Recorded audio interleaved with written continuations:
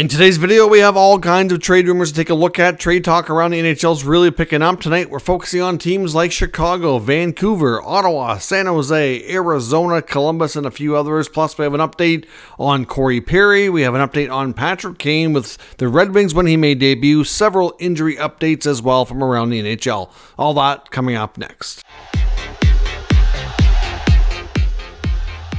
So welcome back to another video here at Top Shelf Hockey. As I mentioned, we have tons of news and rumors to take a look at today. Before we get into the rumor section, because it is pretty lengthy today, we do have a few other quick news updates.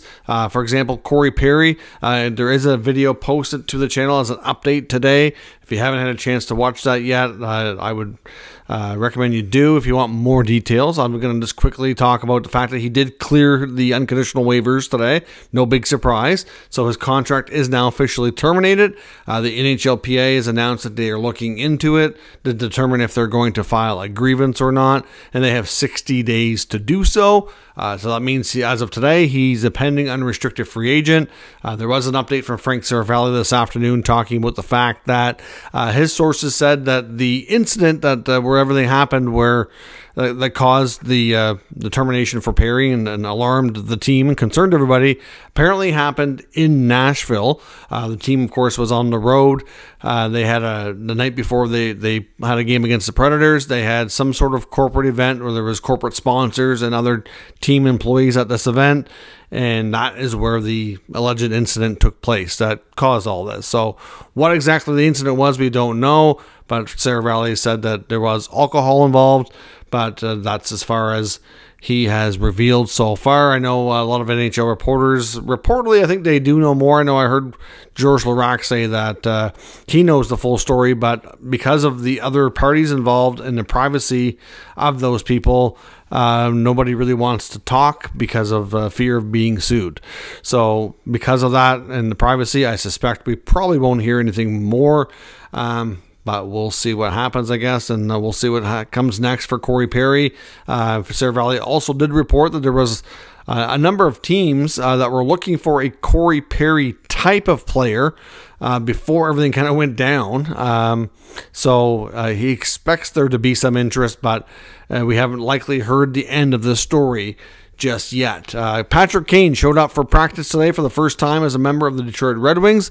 Of course, the Red Wings are on the road tonight at Madison Square Garden to play the New York Rangers. Of course, he's not going to be in the lineup just yet. Apparently, Kane was actually cleared for contact and everything 2 months ago, but he's been taking his time to make sure he's, well healed and ready, and taking his time making a decision on where he wants to play.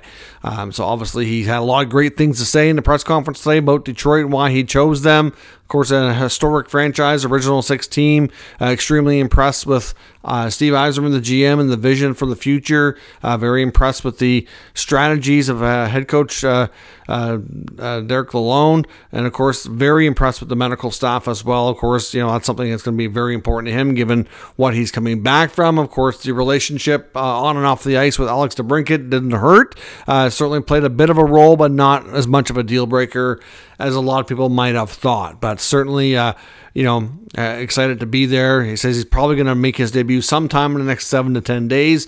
The team obviously wants him to attend a few practices, get up to speed with everything. Obviously have a chance to practice with his expected line mates and go from there. It is expected he's most likely going to be playing with DeBrincat, probably on the line with JT Compher. I know Larkin and DeBrincat started the season together, were on fire. They cooled off. Lalonde broke them up and kind of made line adjustments just a few days or a few games before all this went down. So some people think that they were already kind of planning ahead for Kane to join them. Maybe they were, maybe they weren't. Either way, it's the chemistry with DeBrincat should be, something that they can rely on early. So they'll likely go to that first and see. Of course, number 88, which Kane has wore his entire NHL career, was taken by Daniel Sprong in Detroit, but Sprong gladly gave it up. Kane did say he was obviously going to figure out a way to compensate him and get him something nice for doing so, but he didn't even ask Sprong for it. Sprong went to the team and offered it up before everything was even official, and before Kane could even get a chance to do so. So Daniel Sprong is going to switch now to number 17. The Maple Leafs are finding themselves more injuries on the blue line. Veteran Mark Giordano suffered a hand injury and is going to be out a while, of course, in that Panther game, which had quite the finish. In case you missed it last night, the Toronto-Florida game went to a shootout. The Florida Panthers thought they had won on a goal by Evan Rodriguez. The puck definitely went in the net. There was no issue or debate there. But one thing that's not allowed in the shootout is once you release the puck, you can't make additional contact with it a second time. Like you can't go for a rebound, of course, or anything of that nature. And after he shot the puck, there was more contact with the stick again, so it was deemed to be a double touch, which negated the goal. So even though half the teams were gone to the dressing room, a lot of fans that exited the building, they were all had to come back, and then the Leafs ended up winning in the shootout. The Florida Panthers thought they had a win. They did not. Anyway, so it was quite the controversial ending in that regard. But, of course, on top of that, Giordano getting hurt. They're already without Timothy Liljegren. John Klingberg, of course, has been out and is expected to most likely be done for the season. So that blue line is suddenly thin. So I would not be one bit surprised where we've seen a lot of rumors about the Leafs being linked to several defensemen, including a couple in Calgary, whether it be those guys or somebody else, maybe somebody either on waivers or some sort of depth move. I would suspect the Maple Leafs to make some sort of acquisition of a defenseman here in the short term. We don't know the exact timeline Giordano's looking at. He's definitely not going to be in for the next game for sure. Sheldon Keefe said that they're waiting for the medical staff to kind of, determine a bit more firm timelines. But for right now, he's going to be out for a while. They don't know how long. So we'll see what the Leafs do and how they react to that. I know the team and the management and coach Sheldon Keefe have not been really pleased with how the team has played lately. The record is good, but it's not it doesn't tell the entire story. And they do have one of the lesser number of regulation wins amongst teams that are in the playoffs, which is also concerning. So there's certainly some things to continue to work on and fix in Toronto. Vegas Golden Knight defenseman SJSTerritory Theodore required surgery for an upper body injury, so he's going to be out a while. They're listing him right now as week to week, but no cleared more timetable than that. Hard to say. It's probably going to be at least a couple of weeks, and we don't know exactly what the surgery was, but it'll fix an upper body injury he was dealing with. The Calgary Flames have recalled Jordan Osterley. The Penguins have demoted Alex Nylander back to the American Hockey League. And the Toronto Marlies, the AHL affiliate of the Maple Leafs, have also announced that former captain of the Marlies and longtime AHLer, and played in the NHL a bit too, but was more known, I think the best run he had was probably being the captain of the Marlies. Rich Clune, also known as Dickie DeMeni, has been added to the coaching staff as an assistant coach for the rest of the year. We'll see. Everything will be reevaluated after that, but they're down a member of the coaching staff with Toronto and the Marlies organization because assistant coach Eric Wellwood is away on medical leave, so he'll replace him for the time being, and we'll see. Maybe he has a future in coaching with his former club. Hard to say. On to the rumor section of the video. All kinds of teams looking to make moves. We're seeing NHL insiders start to put together their first trade bait boards of the season. I know there's one in the Athletic today, as well as some other insiders as well. So certainly, things are heating up. We saw a trade yesterday with Anthony Beauvillier going to Chicago. Of course, they had an opening due to the Corey Perry situation, so they picked him up only for a fifth-round pick. I would suspect we're going to see some other moves, but in Chicago with Corey Perry being gone, it's not maybe the only movement we see here in the coming weeks with regards to a veteran on that club. And the next player out might be Tyler Johnson.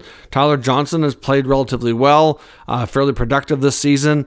He's in the final year of his contract. Of course, it was a long-term deal, which he'll obviously not make that kind of money going forward. But for right now, he's still making $5 million. That's a long-term deal he had originally signed with Tampa. Johnson's having a productive year and obviously has lots of experience after his long tenure with the Lightning. Lots of playoff experience, including Stanley Cup on his resume. So it's certainly a kind of player that will attract other teams as we get later into the campaign before the NHL trade deadline. Certainly somebody that the Hawks could consider retaining salary on at $5 million. No matter how much other teams like them, they're going to need retention to make it work for sure. But certainly another veteran player that is most likely going to find his time in Chicago come to a close and be dealt here sometime between now and the next few weeks or months. Vancouver, of course, after the trade yesterday with Beauvillier, suddenly has some more cap flexibility. I've seen two reports there. One from Rick Dollywall saying that expect now with them to be in on the Nikita Zadorov sweepstakes with the Flames now that they have some more spending ability.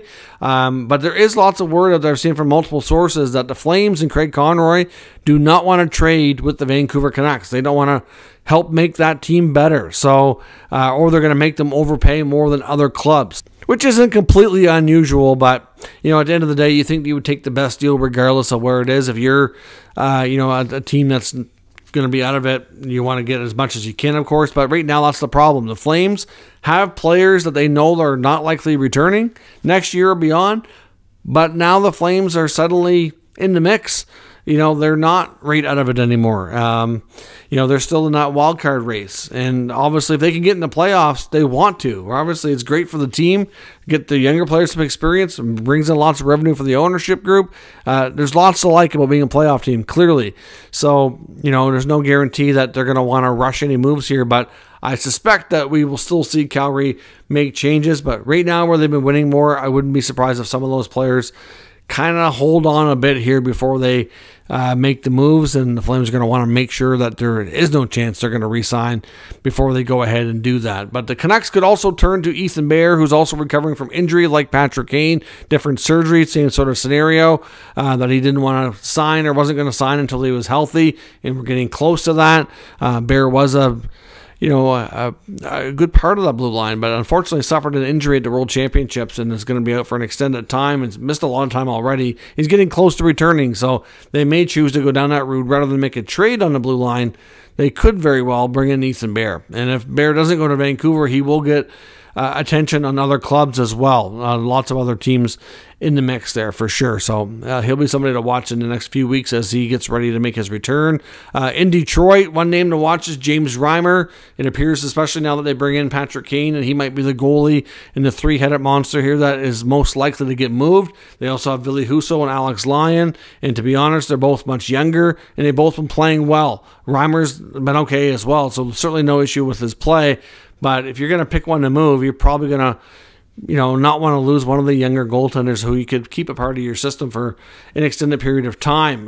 James Reimer might be a terrific fit for a team like Edmonton, obviously. You know, Reimer has been incredibly consistent throughout his career, pretty reliable. If the Edmonton Oilers want to make a move in goal, then certainly they're going to have options. Now, Detroit's not a team that could take Jack Campbell, so that's not going to work in that regard, but Reimer's not making that much money that if Detroit retained a little bit on him, for example, they might be able to figure things out without moving Campbell. But at the end of the day, I know Edmonton's probably going to want to give Campbell another shot in the NHL, I'd suspect, before they fully move on and make a deal.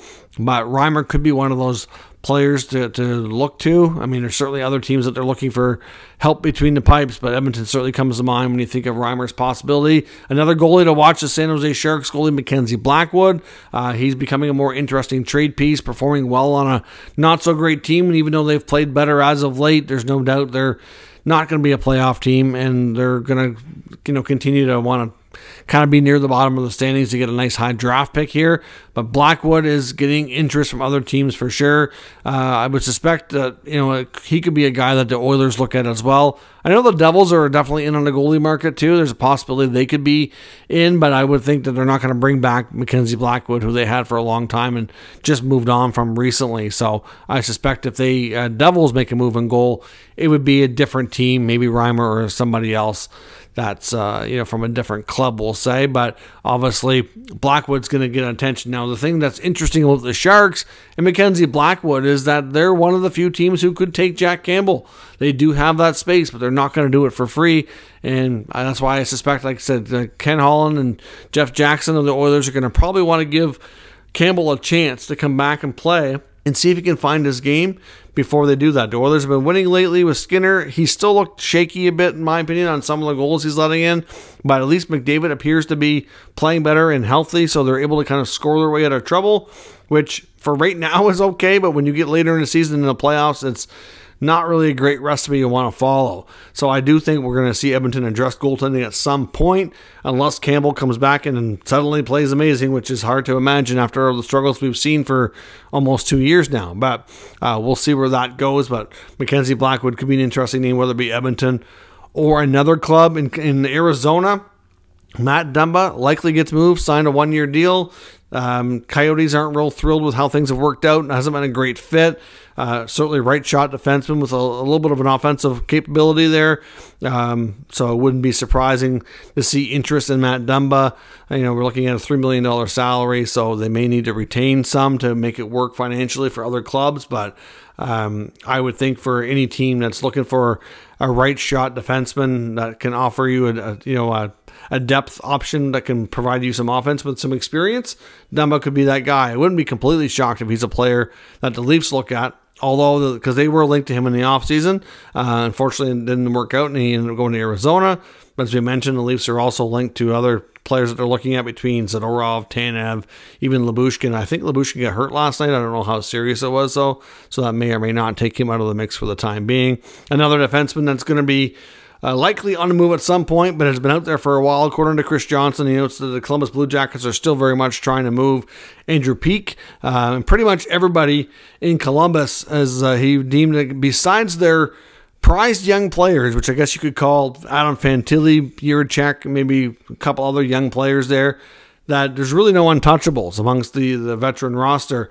So certainly a player that he suspects could be moved to get a fresh start and a change of scenery would be Patrick Laine after everything the way it's gone. Again, he's making a fair bit of money, so it's going to be challenging for sure, but there's certainly teams out there that could use his scoring prowess if he can find it. But that's the risk with acquiring a guy like Laine, is will he be a 40-goal guy like he was a few years ago? Can he find that scoring touch again?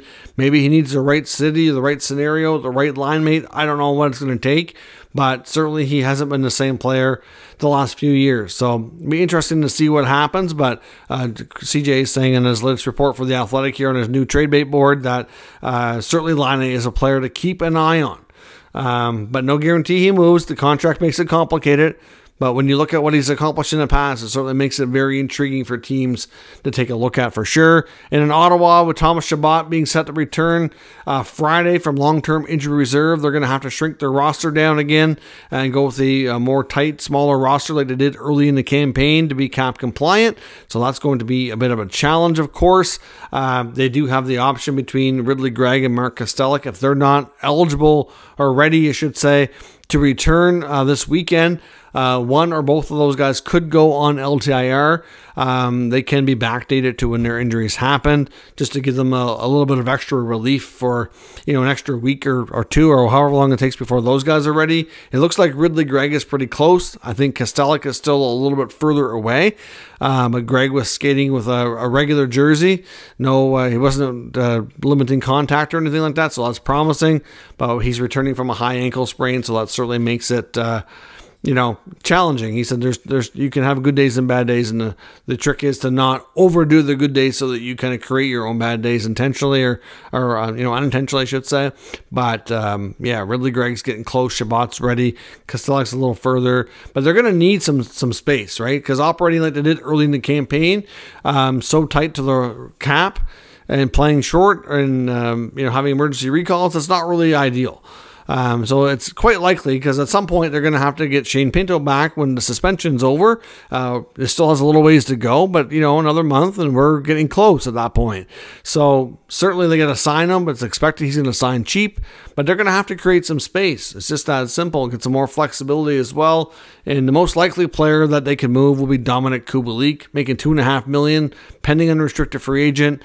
At this point, he's a decent player. I don't know that he's best suited for this team, given what else they have available in their top six. He's playing third line minutes, which isn't really the most ideal for him. I think he needs to be more of a scoring role to be more effective. Getting a little bit of power play time, but not a lot, so it makes it challenging for sure. I also do wonder if at some point they will talk to Vladimir Tarasenko about moving, but I think for that, I think they've been quite happy with him. He's been very productive. The last, number of games he's been a little bit more quiet, but also makes sense that his centerman he was playing with, Ridley Gregg, got hurt. They had great chemistry early on, and they were both clicking for a lot of points. Gregg gets hurt, Tarasenko's production does drop a bit, and he hasn't really been given a chance to play with like Giroux and Stützle, which is baffling to me, but that's the way they've been deployed. So at the end of the day, no guarantee they move Tarasenko. I do wonder if there could be interest to re-sign him to return next year, but at this point, I think there's more questions than answers on this club, and they need to get some stuff sorted out. They're not going to rush into that for sure, because if they can get themselves on track, they still have runway to fight for playoffs. So we'll have to see how things go in the next few weeks, because that'll be a big determinant on where things go from there. But Kubalik is the most likely guy to move to create some space, and Tarasenko's name is starting to surface as potential, but of course they'll have to get permission, where they did give him a no trade clause, so we'll see what happens on that front if they can't get themselves out of this jam in the next couple of weeks. So let me know your thoughts on all today's news and rumors down in the comments. We'll discuss further. If you're new to the channel, make sure you subscribe and stick around. We'll keep you up to date with the latest news, rumors, and analysis of all 32 NHL teams. Thanks for watching, and I'll catch you next time.